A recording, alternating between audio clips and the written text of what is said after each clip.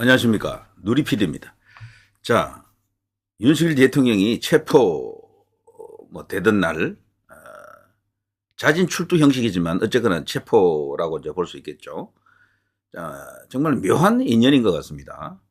자, 윤석열 대통령이 의도한 것은 나라를 바라세운다, 국가 정체성을 회복한다, 이거 같은데, 자, 그 날 이재명이가 이걸 지켜봤죠. 현직 대통령이 자, 이런 식으로 수사를 받기 위해서 체포되는 사상 초유의 사태, 이런 식인데요. 이걸 이제 이렇게 지켜보면서, 이재명이가 심각한 표정으로 안타까운 일이다, 그답지 않은 발언을 했습니다. 지금까지 대통령을 이렇게 흔들기 위해서 온갖 수작질, 공작을 이제 벌여왔던 인물, 그 이제 중심 인물인데요. 우두머리? 물론 그 뒤에 또 다른 배경이 있습니다만, 자, 이러면서 이제 민생과 경제에 집중합시다, 이렇게 떠들고 있습니다. 이제 끝났다라는 거죠. 게임 끝.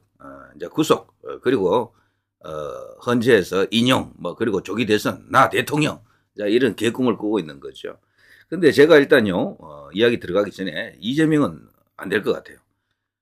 설사 본인이 조기 대선을 성공시킨다 하더라도, 이건 제가 그냥 불측한 상상이 아니고 그냥 그런 경우가 온다 하더라도 이재명은 그 안에서, 그 내부에서 후보 탈락할 것으로 저는 그렇게 전망합니다. 본인이 설사 법원에서 그때까지 최종심에서 어떤 그 결론이 나기 전이라 하더라도 뒤집힐 가능성이 큽니다. 지금 호남에서 이재명 비토하는 분위기가 굉장해요.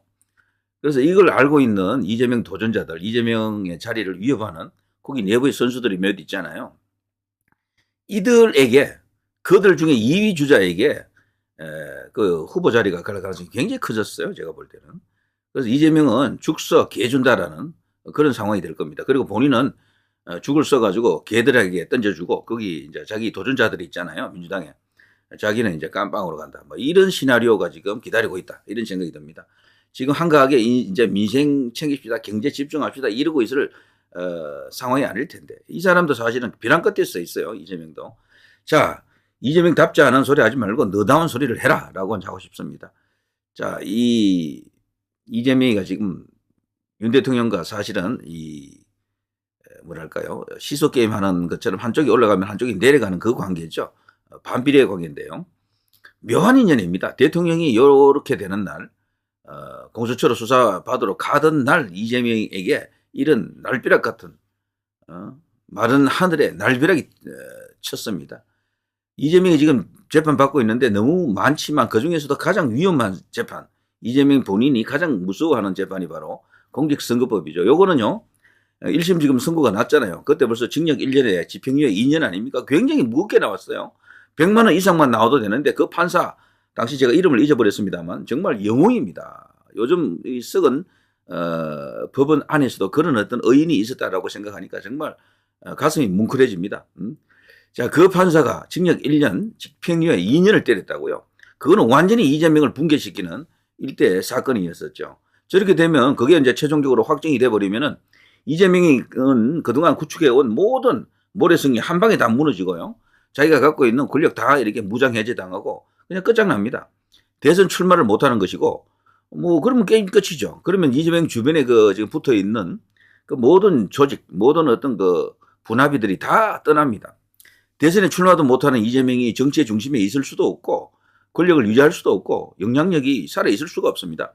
특히나 그 배후에 있을 어떤 그 카르텔이 있다 그러면 배후 세력이 이재명을 용도 폐기하겠죠. 토사구팽 같은 그런 방식으로 아마 정리할 겁니다. 자, 그걸 본다 그러면 이재명은 이 공직선거법에서 살아나야 되잖아요. 그런데 그 민주당 내부가 벌써 거기에 대해서 부정적으로 보고 있다라는 기류가 하나 나타났었죠. 지금 민주당이 전국에 있는 당사를 다 지금 폐업하고 시키고 있습니다. 폐업을 시키는 이유가 뭐겠습니까? 공직선거법에서 이재명이가 최종적으로 확정 판결이 나면은 그거 전부 국가 보조금으로 받았던 430억입니까? 그거 토해내야 돼요. 그거 안 하려고 지금 당사를 전부 폐업을 시키고 그 이름을 바꾸는 것 같아요. 용도를, 상호를 변경시킨다. 그래서 그 지금 꼼수를 그렇게 부리고 있는데 그것은 만일의 사태에 대비하는 것 아니겠습니까? 그걸 보더라도 이재명 본인도 그렇고 민주당 안에서도 일반적인 분위기는 사법 리스크가 엄중하다라는 걸 그들이 지금 인정한 셈이죠. 자, 그런데 그 선거법 위반 사건을 다루는 2심 재판부가 새로운 사건을 더 이상 받지 않겠다. 이걸 그냥 집중 심리를 통해서 빨리 끝내겠다라는 겁니다. 빨리. 원래 633이라 그러잖아요. 633.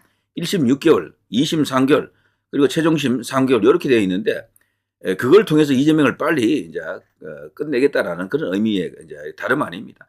1심이 워낙 무겁게 형량이 떨어졌기 때문에 1심이 2심이 낮춰준다 그래도 말이죠. 100만 원 이상이면 끝나는 사건이야 이거는. 그래서요 이재명은 빠져나갈 길이 없다라고 봐야 되죠.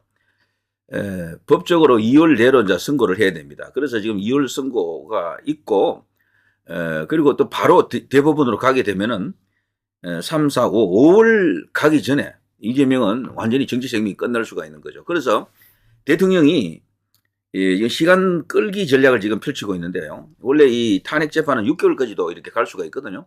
최대한 늦춰야 됩니다. 늦춰가지고 이재명 재판하고 이렇게 연결시켜서 보면은 정말 흥미로운 상황이죠.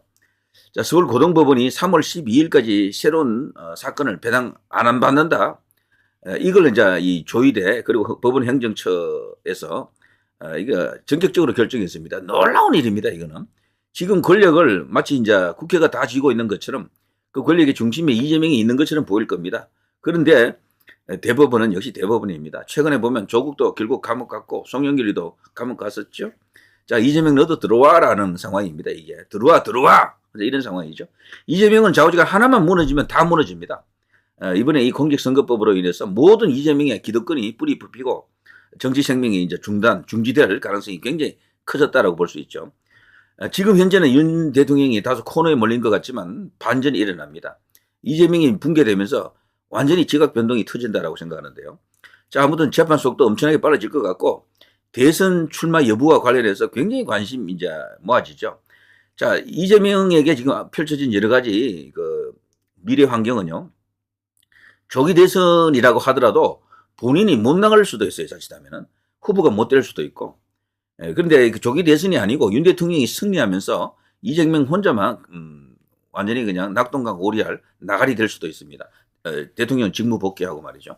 자, 아무튼 지금 조기 대선이냐 아니냐 이것도 지금 큰 관심사 흥미로운 주제이긴 하지만 대통령과 이재명의 저 두 사람의 시소 게임, 저 관계 속에서 최종적으로 살아남는 사람은 누구냐 이걸 또 바라보는 것도 굉장히 흥미로운 사건이죠. 그래서 지금을 흔히 일러서 대선 2라운드다 이렇게 지금 보고 있는 거죠. 대선에서는 윤 대통령이 이겼지만 이번 이 사건에서는 이재명이가 마치 이긴 것처럼 보일 겁니다. 그런데 그게 아닙니다. 게임은 끝나야 끝이고요. 지금 대통령은 대반격을 위한 여러 가지 조건을 만들고 있습니다. 미국이라고 하는 거대한 변수도 있고요. 자, 아무튼 트럼프 같은 경우 그 여러 가지 어떤 국제 안보 환경 그리고 외교적인 어떤 정책 때문에라도 윤 대통령을 지원할 가능성이 굉장히 큽니다. 친중 하드코어, 친중파로 지금 분류되는 이재명에게 미국이 지원을 해줄 가능성이 거의 없습니다. 제가 볼 때는. 여러분도 아마 그렇게 생각하실 겁니다. 트럼프 행정부와 이재명과의 관계가 좋지 않다는 것은 대통령이 취임할 때 지금 현재 대한민국 뭐 차기주자 여론조사 1위잖아요. 이재명이가. 그리고 국회 일당의 당수고 대표고 그리고 뭐 어쨌거나 지금 국회 권력이 대한민국 최고 권력처럼 보일 수도 있는데 초청을 안 했잖아요. 취임식에. 그 대신에 지금 국민의힘 혹은 여권청에 몇몇 사람만 지금 접촉을 했고 초청을 했던 그런 정황이 드러났죠. 홍준표가 거론된 것은 정말 뜻밖입니다. 그건 이례적이다 생각합니다. 무슨 라인이 있어서 뭐 그렇다라고 하는 사람들도 있던데 왜 홍준표였나? 그거는 지금 두고두고 생각해 볼 일이죠. 어쨌거나. 자, 이런 정황 속에서 이재명이가 자기에게 지금 펼쳐진 환경이 마냥 유리한 것만은 아닌 거죠. 그리고 이번에 보면요. 법원은 썩어 있는 것처럼 보이지만 그래도 간간히 살아있는 그런 어떤 판사들이 있다라는 걸 우리가 또 확인했잖아요. 그리고 대법원은 아무래도 조금 덜 합니다. 그래서 지금 대법원 구성 자체도 중도 보수가 더 우위에 서 있고 말이죠. 그래서 2심 재판에서도 1심이 징역 1년, 집행유예 2년인데 깎아봐야 얼마나 깎겠습니까? 뭐 최소한 집행유예 1년은 나오겠지. 그럼 대법원에 가서 또 깎는다 칩시다. 최소한 뭐 벌금 500만 원 나오겠죠. 그럼 끝이죠. 뭐 그냥 계속 깎아준다 그러더라도 그걸 무죄로 만들기는 어려울 겁니다. 자, 1심에서 징역 1년, 집행유예 2년 이거 당선 무효형이고요. 대선 출마 불가능, 모든 정치적 가능성이 죽어버리는 뭐 그야말로 사망 선고다 이렇게 볼 수가 있겠죠. 그래서 지금은요 이재명이가 얼굴이 낯빛이 굳어 있는 이유가 많습니다. 대통령은 끌어내릴 수도 있는 상황까지 몰아갔는데 아차차 이러다가 내가 그냥 죽고 죽 써가지고 개들한테 던져주겠다. 여기서 말하는 개들은 뭐 김동연, 뭐 김부겸, 뭐 김경수, 우원식 이런 자들이죠. 그 중에 누군가 자기 자리를 대신하는 게 아닌가 이런 어떤 불안감이 있을 겁니다. 그래서 요즘 이재명 표정이 밝지 않더라고요. 전체적으로 매일 월화수목금 재판 받으러 가잖아요. 어느 한 개만 걸리면 끝나는데 그게 하필 가장 빨리 끝날 수 있는 재판이 자기 앞에 지금 딱 물려 있는 겁니다. 이 공직선거법 재판은 빨리 끝낼 수밖에 없는 게 더 이상 지금 추가될 정인도 없고 전체적으로 모든 게 다 드러나 있다고 합니다. 그냥 판단만 하면 되는 거야. 그래서 지금 재판부가 신속하게 끝낼 수가 있습니다. 이건 조희대 그리고 법원행정처장 천대엽입니까? 이 두 사람이 이번에 크게 한번 작용을 했다, 역할을 했다라고 볼 수 있겠죠. 이재명은 어쨌거나 불가합니다. 지금 예측가들도 보니까요. 이 지지율이 아주 높았잖아요. 이재명 혼자 1인 독주였었는데 아닌 쪽으로 생각하는 사람들이 많더라고요. 아닌 쪽으로. 저는 뭐 그전부터도 이제 그런 생각을 갖고 있었는데 너무 이상현상이 오랫동안 갔어요. 그리고 너무 지독한 악수를 지금 살수를 계속 이렇게 펼치다 보니까 본인이 이제 죽게 되는 거지. 대통령을 낭떠러지로 밀어붙이는 데는 성공했지만 가보니까 자기도 낭떠러지 가까이 가 있는 거잖아요. 거기서 입장이 바뀔 수가 있어요. 그래서 자기가 오히려 낭떠러지 밑으로 이제 떨어질 수가 있겠죠. 되치기 당하면요. 역풍 당하면. 자, 그런 것을 우리가 예상할 수 있고. 자, 아무튼 언론사나 아니면 그 시사평론가들도 이재명이 무사히 이제 통과되어 가지고 대통령으로 간다라는 것은 낙타가 바늘길을 통과하는 것처럼 어려울 것이다라고 보는 그런 생각 갖는 사람들이 의외로 많아지고 있습니다, 지금. 그래서 이재명 지지하는 개딸들만 이재명 대통령을 지금 떠들고 있지만 그 내부에서도 벌써 큰 반란의 조짐이 있다라고 합니다. 그래서 그런 것 지켜보는 것도 굉장히 흥미롭다라고 생각이 되고요. 자, 아무튼 이재명은 웃지 못할 겁니다. 계속해서 지금 사색을 띠면서 허둥지둥 거릴 가능성이 굉장히 크다. 그리고 오히려 윤 대통령을 이렇게 압박했던 게 오히려 자기에게 해롭게 작용할 가능성도 굉장히 커요. 어떻게 보면은. 그 때문에 저는 조희대와 대법원에서 이번에 이런 식으로 법원 행정처에서 이재명에게 아주 뭐 그냥 사망 선고를 내린 게 아닌가 싶습니다. 자, 누리 PD 김준희였습니다.